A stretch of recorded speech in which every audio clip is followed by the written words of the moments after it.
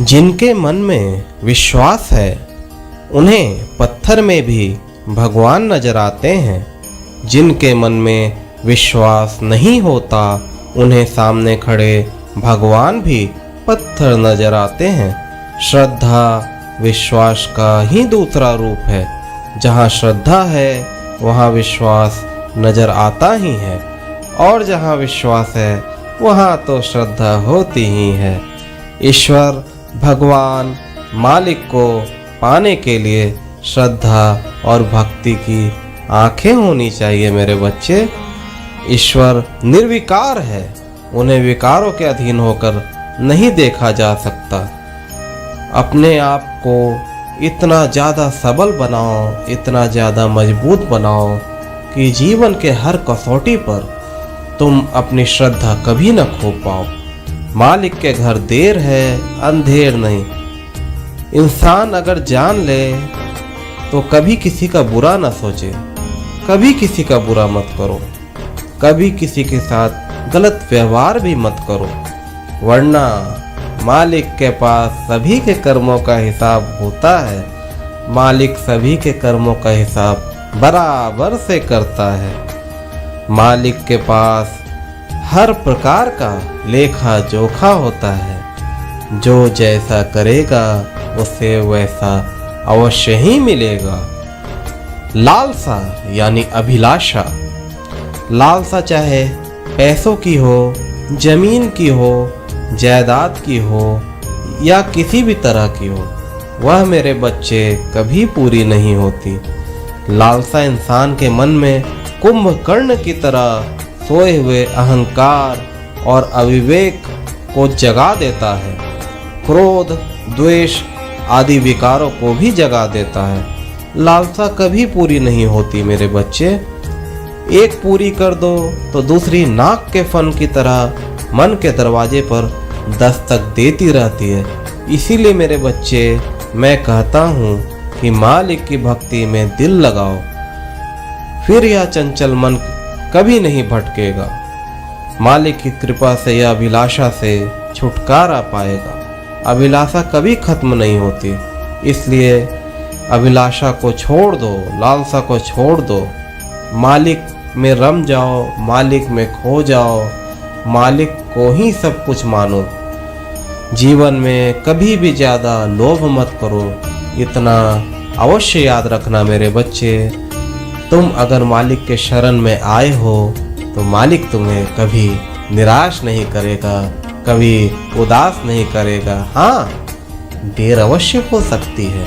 मैं यह कभी नहीं कहता मेरे बच्चे कि मेरी शरण में जो आएगा वो तुरंत ही हर कुछ पाएगा।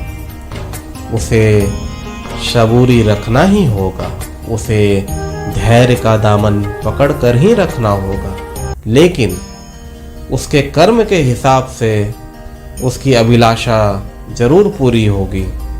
कभी भी पैसों का घमंड मत करो, कभी भी पैसों का घमंड मत करो। अगर मालिक की कृपा से तुम्हारे पास बहुत सारे संसाधन भी है, फिर भी हमेशा झुके रहो मेरे बच्चे। तुमने देखा है मेरे बच्चे ना कि जो पेड़ फलों से लदे होते हैं वो हमेशा झुके होते हैं। उसी तरह सौम्य बनो, साधारण बनो और मालिक के श्री चरणों में हमेशा समर्पित रहो। मैं अपने भक्तों का दास हूँ, मैं सिर्फ भक्ति में ही निवास करता हूँ। जो भी मेरी भक्ति करता है उनका मैं उद्धार अवश्य करता हूँ। अनन्य भाव से जो मेरी शरण में आता है मैं उनके जीवन में खुशियाँ डाल ही देता हूँ। जिसका जैसा भाव मेरे प्रति रहता है उसे मैं वैसा फल अवश्य ही देता हूँ। जो भक्त श्रद्धा और विश्वास से मुझे पुकारे, चाहे मेरा भक्त जहाँ भी हो, मैं वहाँ किसी न किसी तरह से पहुँच ही जाता हूँ। मुझे आने के लिए किसी दरवाजे, किसी वाहन या किसी साधन की जरूरत नहीं। मैं तो कोटि कोटि में विद्यमान हूँ। मेरा अपने सभी भक्तों पे ध्यान होता है।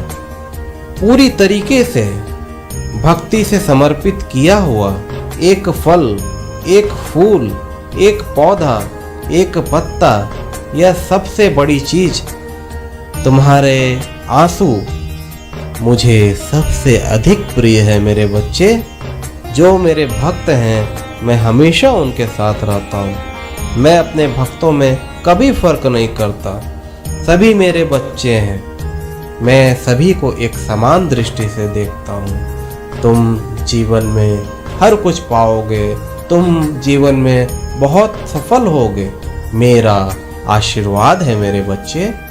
तुम सदा खुश रहो, तुम तरक्की करो, आगे बढ़ो, अपनों का साथ दो, दूसरों को साथ दो, असहायों की मदद करो, निर्धन को यथाशक्ति धन भी दो, अन्न का दान करो, जीवन में सत्कर्म करते ही जाओ, मेरा आशीर्वाद है। सदा खुश रहो मेरे बच्चे। तुम्हारा साईं हमेशा हमेशा तुम्हारे साथ है और तुम्हारा साईं हमेशा हमेशा तुम्हारे साथ ही रहेगा।